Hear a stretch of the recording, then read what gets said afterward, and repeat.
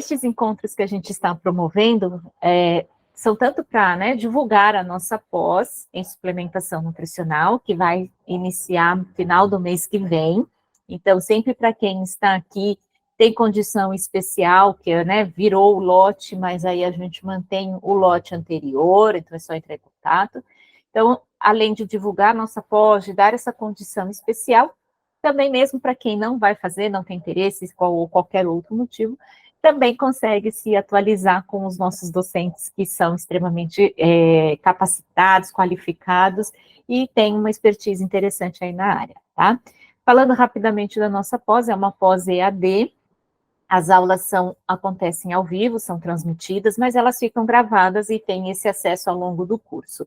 A gente tem uma proposta muito prática dentro deste curso, então as aulas que são muito teóricas, aulas de resolução, a gente tem elas gravadas, e as práticas, as outras aulas sempre estão buscando essa aplicação.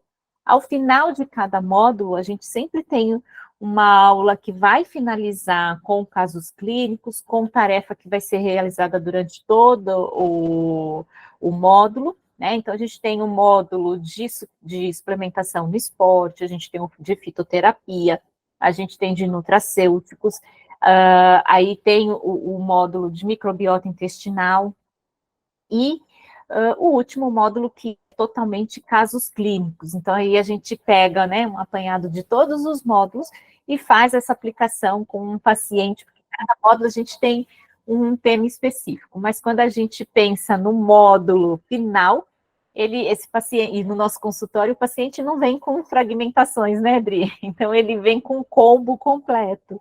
E a ideia é realmente aí avaliar quando eu prescrevo um fito, quando eu prescrevo um suplemento, um nutracêutico, como que isso acontece, tá bom? Então, é um curso que tem uma duração de 12 meses, o TCC é opcional, então é um curso muito interessante, eu acho que a grade, assim, o currículo dele está bem rico, tá? E aí também os alunos têm a possibilidade de fazer parte dessa comunidade da nutrição. Bom, então sejam bem-vindos mais uma vez. Pessoal, eu tenho um prazer aí de chamar a Adriele para dar essa aula.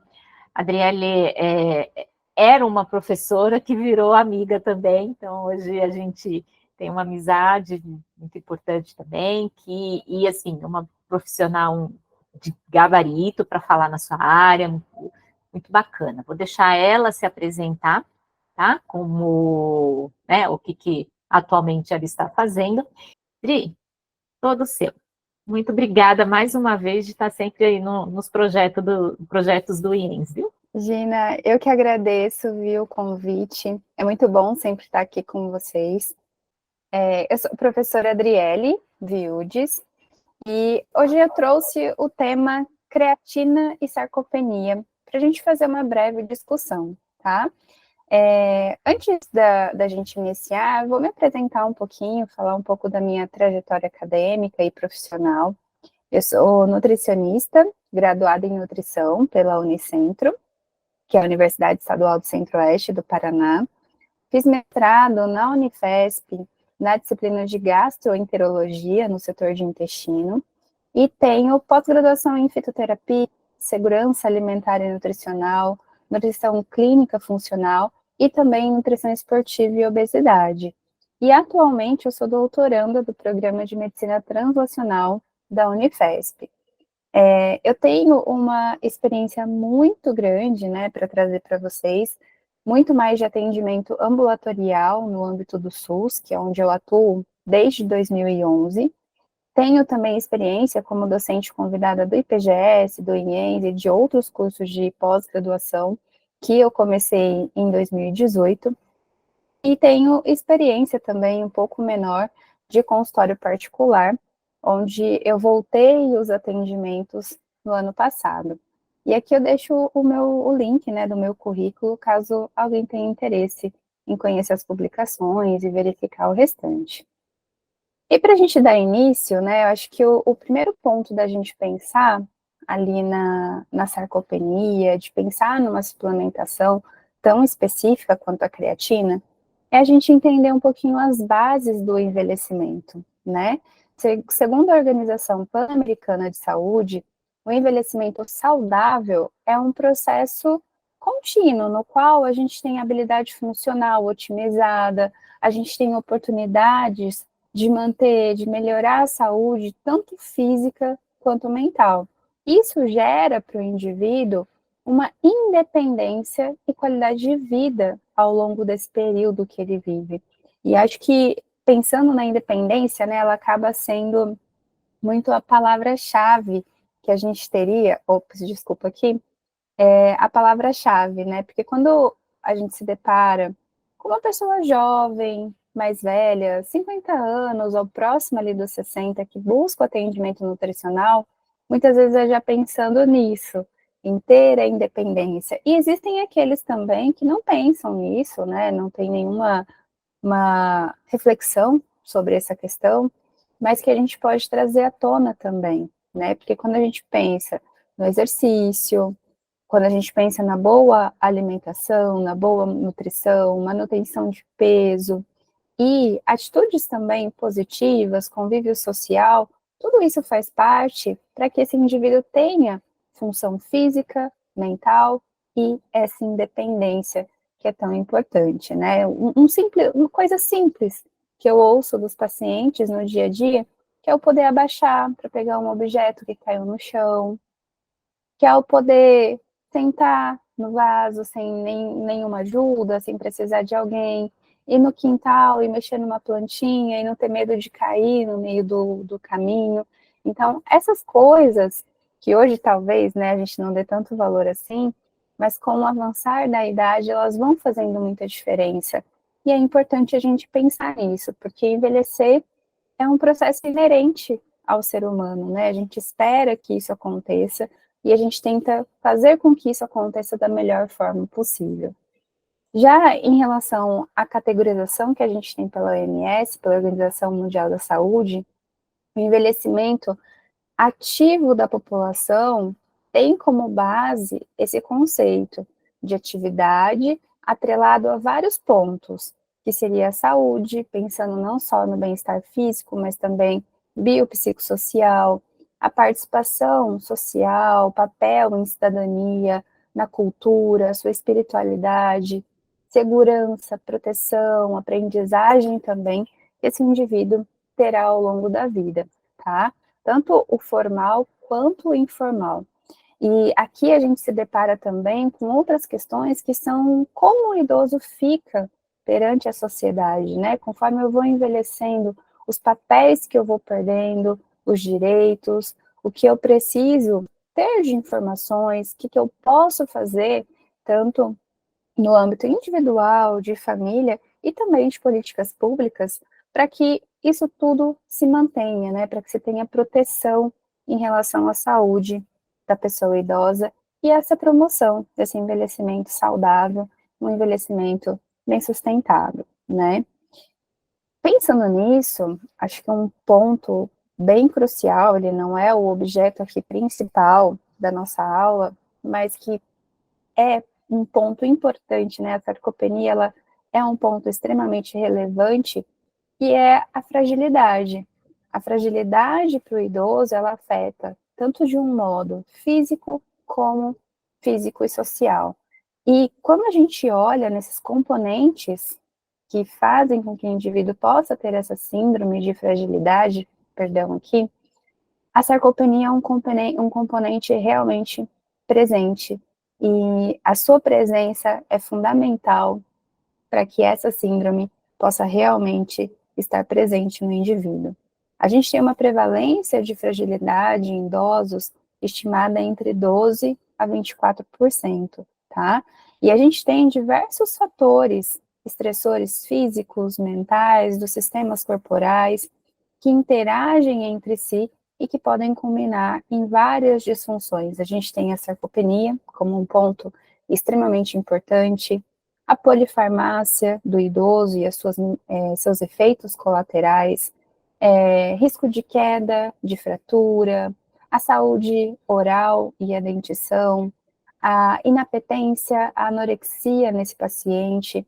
A gente tem o inflaming, que é aquele processo inflamatório crônico de baixo grau relacionado à idade, ao próprio processo fisiológico do envelhecimento, e que se a gente não tem ali as bases, né, de uma boa alimentação, de um exercício, isso tende a ficar mais agravado e contribuir para essa sarcopenia, a contribuir para a fragilidade e outras pioras também, cognitivas, de saúde física, entre outras doenças que a gente pode verificar ali nesse indivíduo idoso.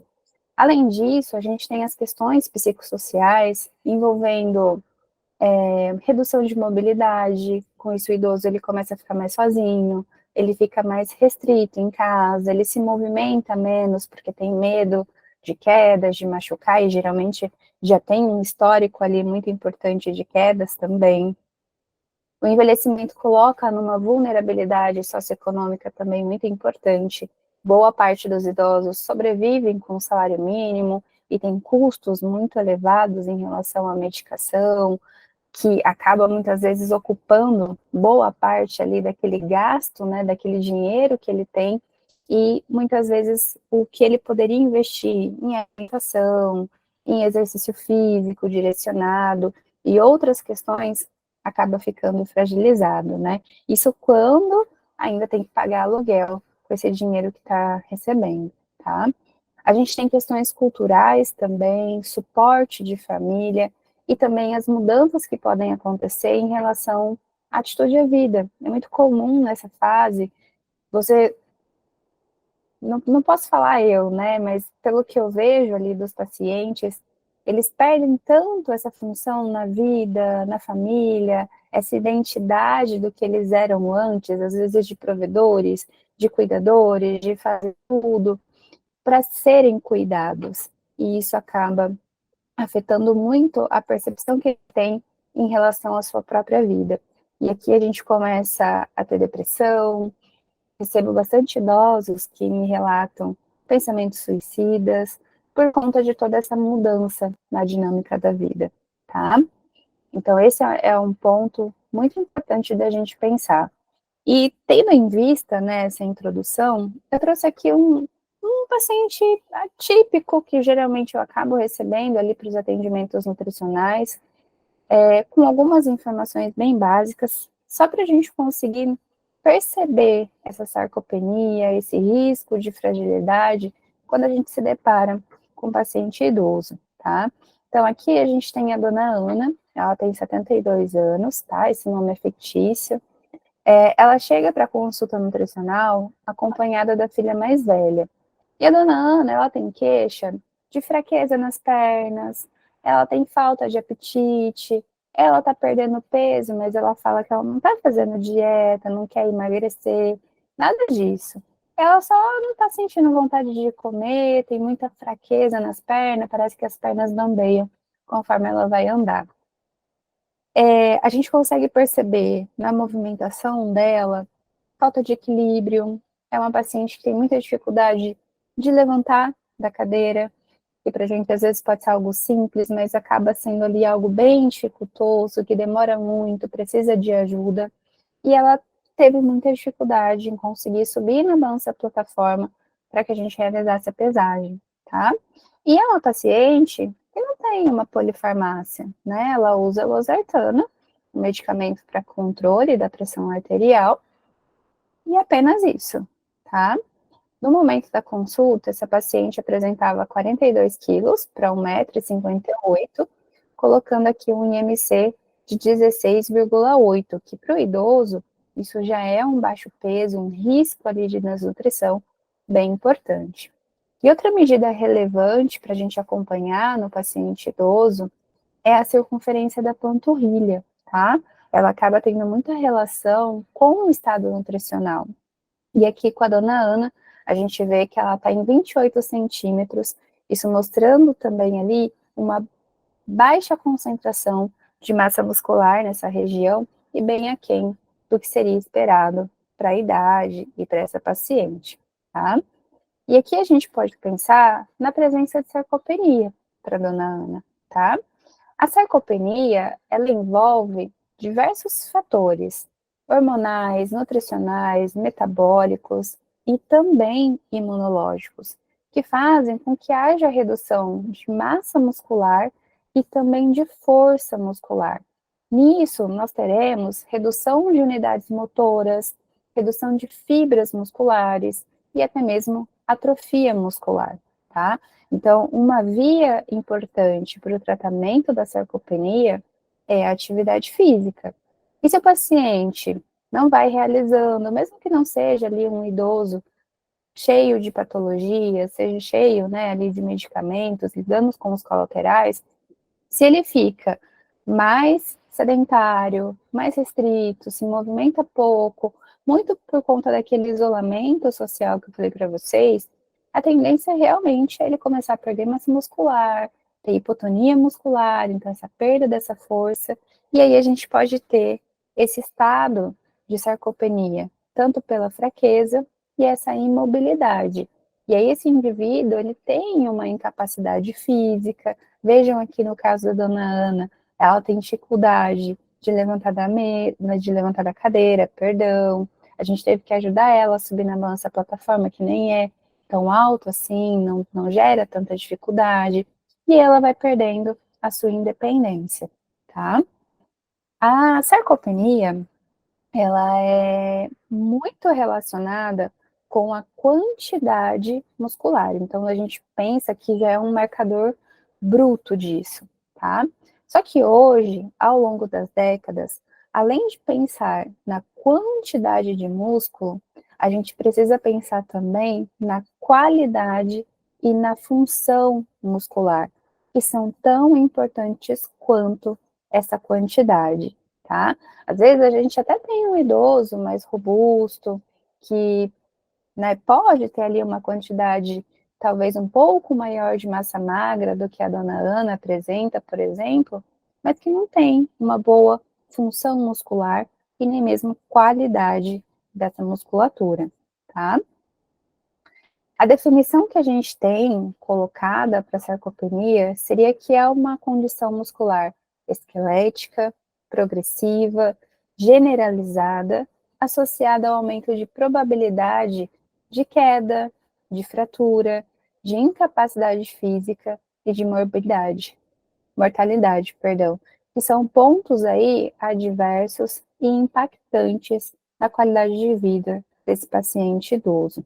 Então, a gente pode entender que a sarcopenia, ela é muito complexa, ela é multifatorial, eu mostrei ali para vocês N fatores que juntos colocam aquela síndrome de fragilidade, mas que vários deles culminam para a sarcopenia, que é o ponto principal dessa síndrome, tá? A gente teria a sarcopenia acontecendo de forma aguda, então eu posso ter um idoso que por algum motivo, por alguma hospitalização, por exemplo, ou alguma condição de saúde ali momentânea, ele ficou mais restrito. Então, ele teve que ficar mais em repouso, ou ele ficou internado por muitos dias. Isso fez com que ele tivesse ali perda dessa função muscular, perda de quantidade também de musculatura. Porém, por outro lado, a gente também tem a forma crônica da sarcopenia. É quando esse indivíduo, ele vai perdendo a função, ele vai perdendo a massa muscular, com o passar dos anos, né, com esse avançar da idade. Geralmente também eu acho que um marco muito importante que eu acabo observando, tá? Isso de observação do grupo que eu atendo, nunca vi nada científico acerca disso. Mas eu percebo muito nos meus pacientes, quando eles param de trabalhar. Porque daí eles não têm mais aquela rotina, às vezes vai trabalhar de bicicleta, vai andando, e aí parou, aposentou, conseguiu a aposentadoria. Eles começam a ficar muito sedentários, né? Ah, não tem nada para fazer durante o dia, aí eu ganhei um monte de peso, eu só fico deitado quase que o dia inteiro, né? E com esse ganho de peso, a inflamação ali, o inflaming da idade, e esse sedentarismo, a má alimentação, porque mora sozinho, condições de acesso aos alimentos também, vão fazendo com que doenças crônicas surjam, evoluam, e ele vai perdendo mais essa massa muscular, tá? Também podemos ter essa outra situação, tá? Que a gente pode pensar aqui que é o caso, por exemplo, da dona Ana, tá? A gente tem uma estimativa de que a sarcopenia, ela impacta em até 10% da população geral com idade maior de 60 anos. Então, a gente pode entender que ela é a perda de massa e a perda de força na musculatura esquelética, atinge bíceps, tríceps, quadríceps, de um modo geral, principalmente esses membros que dão mais funcionalidade para o indivíduo, tá? A gente teria que cerca de 1/3 dessa musculatura esquelética é perdida com o avançar da idade, e isso vai aumentando até cerca de 1% ao ano a partir dos 65 anos, principalmente se nada ali é feito para impedir essa situação, tá? A gente teria aqui que o indivíduo idoso acometido pela sarcopenia, ele necessita de mais cuidados, ele necessita de mais assistência, e a gente teria também um aumento de gastos, tanto por indivíduo. A gente tem aqui, por conta desse processo, redução do equilíbrio estático e dinâmico, o indivíduo ele perde agilidade, tem aquela marcha mais incerta. Isso a gente pode observar no caso que eu trouxe para vocês de exemplo, que é aquela dificuldade de levantar da cadeira. Esse teste de levantar da cadeira, gente, é muito eficaz para a gente já perceber essa presença de sarcopenia, tá? Então, geralmente se pede, né, um dos testes, a gente tem alguns questionários, mas existem outros testes também.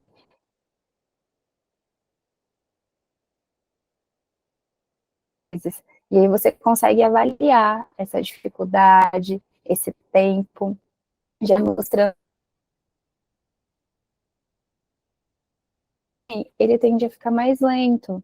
Então, uma coisa simples, às vezes pegar uma garrafa e colocar num lugar, para ele, por essa falta, né, de massa muscular, é algo que demora para ele conseguir pegar a garrafa e transferir, por exemplo, para um outro lugar, tá? E essa marcha incerta, geralmente eles ficam mais curvadinhos, né, acabam ficando curvados, com o eixo ali mais para frente, e eles começam a andar mais ali titubeando, tem medo de cair, vamos dizer assim, que essa perda de equilíbrio que acaba trazendo também essa dificuldade em relação ao andar para esses pacientes, tá? E tudo isso favorece queda, fratura em atividade normal do dia a dia. Não foi porque ele foi tentar fazer uma caminhada ou fazer algum esporte. Às vezes é em casa, levantando da cama. Já tive uma paciente que teve uma queda, machucou os joelhos, ficou toda ralada, o rosto, bateu a cabeça, levantando da cama. Ela acordou, foi levantar da cama, no que ela levantou, ela não teve muita força no membro para se manter, nos membros inferiores, para se manter em pé, ela acabou ali se desestabilizando, caiu de joelho no chão, bateu a cabeça no móvel de cabeceira que ela tinha ali, e foi um estrago ali muito grande para a saúde dela e uma demora de recuperação por conta dessa queda, tá?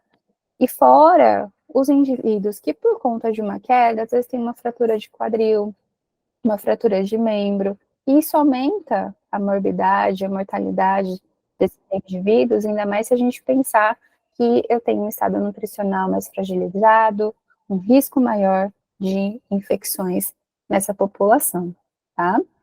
Aqui eu trouxe para mostrar para vocês o questionário SARC, que pode ser utilizado para a gente identificar a sarcopenia, tá? Então, a gente pode ter a utilização do dinamômetro também, é um equipamento até que razoavelmente barato, daria para avaliar a força de apreensão palmar do indivíduo, mas também aqui eles colocam a capacidade de levantar e carregar 5 quilos. Se o paciente precisa de ajuda para caminhar, se ele consegue ir para um outro cômodo sozinho, o levantar da cadeira, de uma cama, que eu falei para vocês, a dificuldade de subir ali pelo menos uns 10 degraus. E o interessante desse questionário é que a gente vai anotando, e eu tenho os scores ali embaixo também, né? Me dizendo se eu tenho sinais de sarcopenia ou não, para que haja essa progressão dessa investigação, tá? Claro que isso sempre feito numa equipe multiprofissional, tá? A gente precisa de uma avaliação do médico, quanto mais profissionais na equipe, um fisioterapeuta, um educador,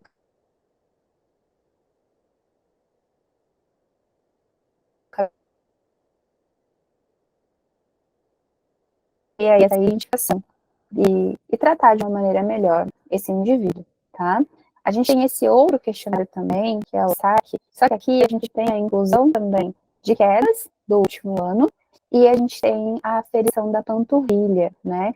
Que é um marcador que eu falei para vocês, muito importante em relação à perda de massa muscular, tá? E é prático, é fácil, né? Eu acho um marcador muito importante, principalmente eu que atuo em saúde pública. Às vezes a gente tem uma demanda de paciente muito grande, a gente tem pouco tempo para atendimento, e é uma medida de aferição muito rápida e muito prática, e que ajuda também a ter diversas informações e evolução em relação ao estado nutricional do paciente, tá? E um ponto que eu falei para vocês que é extremamente relevante é a prática do exercício físico para o paciente que tem sarcopenia, tá? Aqui a gente tem, deixei para vocês, tem até o link aqui embaixo, que é a diretriz sobre sarcopenia da Sociedade Brasileira de Nutrição Parenteral e Enteral. E aqui nesse documento, eles já deixam para a gente também as recomendações de exercício para esses indivíduos. Tanto exercício funcional, aeróbico, resistido e também exercício de equilíbrio. Claro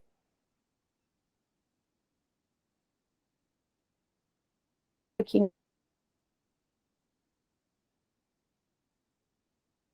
somos ali profissionais e podemos fazer este trabalho, estimular aquele paciente a procurar um exercício.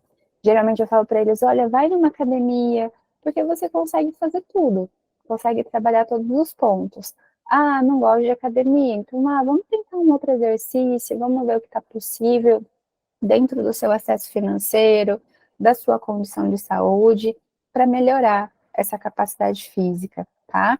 E é muito importante na sarcopenia que a gente tenha essa presença do exercício resistido, tá? Que é um exercício que vai ajudar a melhorar aquela funcionalidade das fibras musculares esqueléticas, tá? E associando com outras demandas também de exercício. E aí, dito isso, a gente tem que pensar, poxa, o que que eu vou fazer, né, com esse paciente? No caso aqui, a gente tem a dona Ana. O que que eu posso ter de condutas em relação a ela? A gente pode pensar, primeiro ponto, aumentar a energia. A gente viu que ela está ali, baixo peso, um risco de desnutrição. A gente precisa tentar aumentar um pouco calorias, claro que de uma maneira progressiva, tentando estimular ela a comer melhor. A gente poderia usar aqui suplementos via oral hipercalóricos que ajudassem ela também a consumir um menor volume e aumentar esse consumo energético.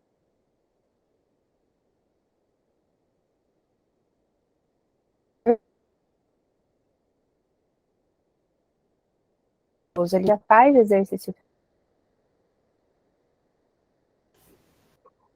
também para ajudar a suprir essas necessidades, tá?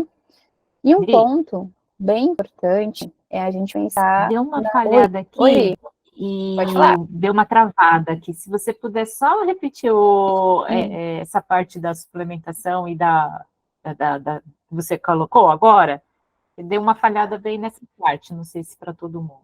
Por favor. Tá, tá, pode deixar. Então, a energia, a gente vai fornecer entre 30 a 35 calorias por quilo de peso corporal, tá? Pode ser necessário que se faça um ajuste individual, que nem a dona Ana tá ali, tá comendo pouquinho, ela tá com dificuldade de se alimentar. Então, se a gente aumentar muito essa energia, aumentar muito o volume nessa dieta, pode ser difícil essa adesão, tá? A gente pode, às vezes, lançar mão de algum suplemento hipercalórico, ou às vezes normocalórico mesmo, via oral. Por exemplo, vou citar aqui marcas, tá? A esmo, como Ensure, Nutrem 1.0, se fosse um diabético, um Diamax, um Glucerna, entre outros, para que a gente consiga aumentar essa oferta de energia com volume menor, tá? E a gente pode tentar isso com comida também, com preparações culinárias, isso a depender ali da dinâmica e do acesso, né, e da capacidade também de preparar essas refeições que o paciente nos demonstre ali, que a gente consiga combinar com ele, tá? E se é um indivíduo que já pratica exercício físico, a gente precisa aumentar essa oferta calórica para suprir essas demandas também energéticas advindas do exercício. Um outro ponto muito importante, e que eu acho que é o mais desafiador que a gente tem com o paciente idoso, é a ingestão proteica, né? Eles têm muitas dificuldades com a ingestão de proteína, tanto vegetal quanto animal, né? Muitas das vezes de proteína vegetal, pensando ali onde a gente teria maior conteúdo de proteínas, como as leguminosas, eles queixam muito de má digestão, de azia, de empachamento, e aí a gente precisa puxar um pouquinho, ensinar o remolho, ajudar esse paciente a mudar a forma de preparar também. Às vezes eles deixam de preparar, deixam de comer um feijão, porque às vezes mora sozinho, ou mora só em dois na casa, e preparar o feijão, aí a gente come pouquinho, e aí fica ruim para comer e acabou excluindo da dieta. A gente tem esse outro ponto também. E essa redução das leguminosas é uma problemática que a gente tem na alimentação do brasileiro, de um modo geral, né? Acho que a gente tem os dados da POF de 2008, mostrando essa redução do consumo do feijão, que é uma fonte, né? A gente vai ter ali proteína vegetal, como a gente teria em soja, ervilha, grão de bico, lentilha, e outros alimentos, às vezes, que a gente também conseguiria essa oferta de proteínas vegetais, que acabam sendo reduzidos da dieta, por condição de acesso e por hábito também, né? Comem poucas frutas, poucos vegetais também, e que acaba limitando essa ingestão de proteínas vegetais, tá? Castanhas, oleaginosas, a grande maioria às vezes acaba não consumindo por problemas de dentição, né? Tem dificuldade em mastigar, tem dificuldade em comprar também, que não são tão acessíveis assim. E aí nos resta, né, a proteína animal, que muitos também acabam tendo dificuldade de consumir. Se sentem empachados, sente que se come um pedacinho de carne, a carne fica ali, demora para fazer a digestão, e aí eles começam a excluir a carne, tanto branca quanto vermelha da dieta. Aí eles começam a reduzir o consumo de laticínios, porque também sentem essa distensão e já estão ali com pouco apetite. E é o poder de saciedade, né, que essas fontes proteicas acaba trazendo para esses pacientes, né? Fora outras coisas que vêm na internet, desinformações em relação acerca da alimentação, que muitas vezes fazem com que eles excluam muitas fontes de proteína da alimentação, tanto animais quanto vegetais. Então, acho que é totalmente desafiador para a gente chegar aqui em 1,0, 1,2 gramas de proteína por quilo por dia, né? Isso pensando num idoso saudável. E aí a gente pode ter outros ajustes a depender de alguma outra comorbidade que ele tenha ali, que ele tenha que fazer o tratamento, tá? Mas chegar na quantidade, pelo menos mínima ali recomendada de proteína, é muito importante porque ela vai impactar na resistência anabólica, ou seja, se falta proteína, eu tenho prejuízos na síntese proteica. Se falta proteína, eu tenho diminuição da disponibilidade de aminoácidos pós-prandiais, importantes não só para a massa muscular, mas para outras funções metabólicas. Eu tenho diminuição da captação muscular de aminoácidos da dieta, redução da sinalização anabólica para a síntese de proteínas, e eu tenho também ali a capacidade digestiva reduzida, porque eu tenho menor secreção da mucosa gástrica por essa falta de proteínas, né? E essas enzimas, esses sucos digestivos, a gente precisa muito de uma adequação proteica para essa produção também, tá? E aí, nesse cenário, a gente tem a creatina, que é muito conhecida como um recurso ergogênico, é popular, né, principalmente entre os atletas. Hoje também a gente vê que acaba sendo muito frequente na prática desportiva comum, né? As pessoas que hoje procuram se exercitar e começar ali uma musculação ou outra prática de exercício físico. A gente tem algumas preocupações também, né, em relação à banalização do seu uso, mas de fato é um suplemento que funciona, é um recurso ergogênico muito bom e que tem a função de aumentar as concentrações intramusculares de creatina. Nos estudos da literatura, a gente vai encontrar a pesquisa maior na forma monoidratada. Então, essa tem que ser realmente a forma a ser prescrita, que é a forma que a gente tem nas pesquisas e que traz realmente os benefícios esperados da creatina, tá? Dentre suas funções, a gente tem melhora de desempenho, melhora de adaptações ao treinamento, melhora da recuperação pós o treinamento, prevenção de lesão e também em reabilitação física, tá? A creatina é um composto de aminoácidos não proteicos que ocorre já de forma natural na nossa dieta. A gente encontra tanto na carne vermelha quanto nos frutos do mar, tá? Então, se o indivíduo tem uma dieta onívora com a presença de carnes, a gente consegue, de um modo geral, se ele atinge as necessidades ali proteicas, ter um consumo ali, um bom status, vamos dizer assim, de creatina, tá? A gente teria que cerca de 1 a 2% da creatina intramuscular, ela é degradada em creatinina, que é um subproduto metabólico, e acaba sendo excretado na urina. Por este motivo, a gente espera que o indivíduo que, está fazendo uso da creatina, pode ser que, a depender do tempo que ele usa, ele tenha um aumento ali bem pequeno na creatinina, tá? Se ele dosa tanto no sangue quanto na urina, por conta desse aumento promovido pelo uso da creatina em suplementação, tá? De um modo geral, a gente precisaria repor cerca de 1 a 3 gramas de creatina por dia para manter os nossos estoques, isso pensando numa não suplementação, e isso também tende a variar a depender do quanto de massa muscular o indivíduo tem, tá? Porém, cerca da metade ali do que a gente precisa, a gente consegue facilmente na dieta, tá? Fica um pouquinho mais complicado ter um bom status de creatina se é um indivíduo vegetariano, um indivíduo vegano, que teria ali essa fonte dietética principal, que seriam as carnes, excluídas da dieta, tá? Tanto que são indivíduos que respondem também muito bem, muito melhor que onívoros, à suplementação da creatina. A ingestão dela associada com carboidratos ou proteína pode fazer com que a gente tenha mais retenção também de creatina, tá? Em relação à forma de uso, a gente teria 2 protocolos, tá? O primeiro, fazer uma saturação, colocar ali 5 gramas de monoidrato de creatina, que daria mais ou menos 0,3 gramas de creatina por quilo de peso corporal, distribuídos ao longo do dia em 4 tomadas, tá? 4 vezes de 5 gramas, isso num período de 5 a 7 dias, e depois manter uma dose de manutenção de mais ou menos 3 gramas por dia.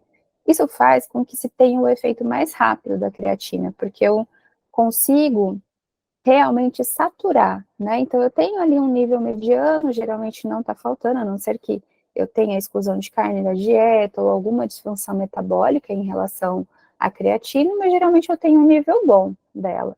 Então, quando eu faço a suplementação com essa quantidade de 5 gramas, eu tendo ali a chegar ao máximo, né? Só que eu vou chegar mais rápido, porque eu estou tomando em uma quantidade maior ao longo do dia, e isso vai refletir mais rápido ali na minha prática desportiva. E a gente tem uma outra opção, que eu vou demorar um pouco mais para ter esses resultados, então é algo para a gente pensar no momento do paciente, será que eu preciso que ele responda mais rápido? Ou é um paciente saudável, está tranquilo, ele pode ir tomando ao longo do tempo, tá? E aí a segunda opção seria ingerir 3 gramas de creatina monoidratada de maneira diária, tá? Lembrando que a creatina é um suplemento seguro, tá? A gente tem dados aí com consumo de 30 gramas de creatina por dia durante 5 anos, sem causar nenhum evento adverso. A única atenção tem que ser dada a indivíduos que têm algum problema renal, como uma insuficiência renal, em uso de algum processo dialítico, né, para que ele tenha ali a sua função renal realizada por meio dessa ajuda, seja hemodiálise ou uma diálise peritoneal, tá? O que a gente teria acerca da suplementação de creatina? Que ela parece aumentar a massa muscular e a força em idosos, tanto de parte superior quanto inferior, tá? Isso porque ela fornece mais fosfato para gerar mais energia naquele momento da atividade física, tá? E isso favoreceria ali as proteínas musculares e fatores de crescimento. Ela também aumenta a força dos membros inferiores, isso é muito importante, né, para o andar, para as atividades do dia a dia, pensando nesse envelhecimento, e é uma parte que acaba sendo muito afetada, tanto que a gente vê a perda de equilíbrio, a dificuldade na marcha. E essa suplementação, durante o treinamento de resistência, parece ser uma intervenção eficaz, tanto para aumentar a massa muscular, força e o desempenho físico funcional durante esse processo de envelhecimento, tá? Então, se a gente volta ali a refletir sobre a dona Ana, aquelas queixas que ela traz pra gente, de fraqueza na perna, de falta de apetite, essa perda de peso não intencional, dificuldade de equilíbrio, de levantar da cadeira e de subir na balança, a gente pode pensar sim que a dona Ana tenha um processo de sarcopenia instalado, tá? E pode ser para ela uma alternativa a gente colocar na prescrição dietética, na vigência do exercício físico, tá? Em especial o resistido, a suplementação de creatina, tá? O que não é válido, o que a gente teria talvez ali nenhum efeito, é a prescrição da creatina sem o estímulo ali à fibra muscular, tá? Sem o exercício físico. E aí eu trouxe aqui para vocês esse resuminho de esse trabalho é bem interessante, depois eu quero deixar para vocês, que é mostrando esse efeito da suplementação de creatina nesse processo de envelhecimento, né? Então, o que a gente sabe dessa suplementação? Então, vai aumentar os níveis de creatina ali, intramuscular. A gente vai ter aumento do efeito do treinamento e da função muscular. Tem o aumento também da massa magra nesse indivíduo em vigência do treinamento. E a gente tem ali nenhum efeito, um efeito muito pequeno, se ela é tomada sem o treinamento, tá?